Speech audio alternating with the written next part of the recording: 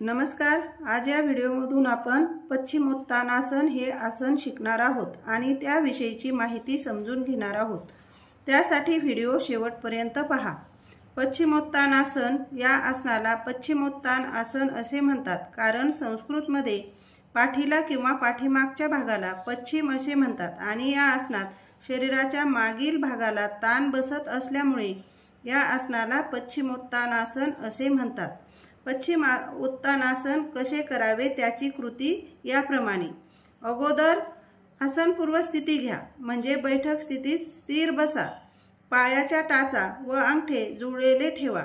आता दोन्ही हाताच्या तर्जनीचा हुकाप्रमाणे गोल करून आणि थोडे पुढे वाकून पायाचे अंगठे व त्याजवळचे बोट यामधून घालून पायाचे अंगठे घट्ट पकडा आणि आता श्वास घ्या व श्वास सोडत कपाळ गुडघ्याच्या दिशेने नेत गुडघ्याला टेकविण्याचा प्रयत्न करा।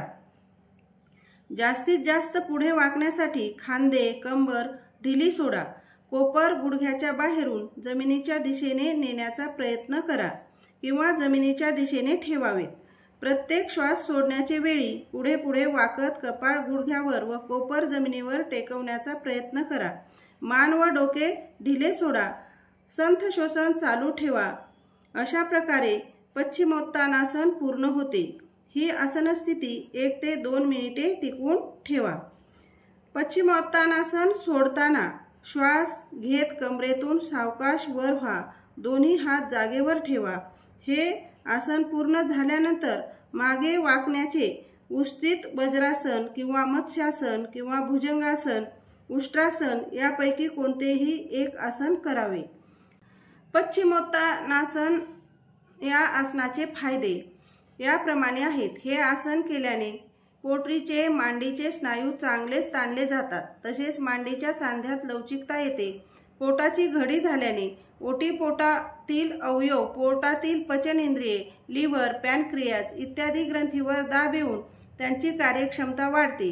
पोटावरील मेदही कमी होण्यास मदत होते। मधुमेह, मासिक पाळीतील समस्या, आतड्यांची सूज, मूत्रपिंडातील दोष इत्यादीसाठी योगोपचार म्हणून या आसनाचा अभ्यास आपण करू शकतो।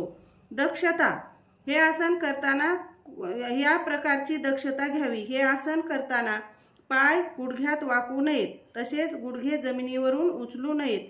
डोके कपाळ गुडघ्यावर टेकावे म्हणून हिसके देऊ नयेत किंवा कोनास वरून दाबून डोके गुडघ्यावर जास्तीत जास्त जबरदस्ती करून टेकवण्याचा प्रयत्न करू नये। अंगठे पकडता आले नाही तर घोटे पकडून शक्य तेवढे पुढे वाकावे।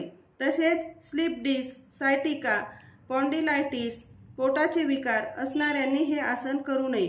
गरोदर महिलांनी सुद्धा हे आसन करू नये।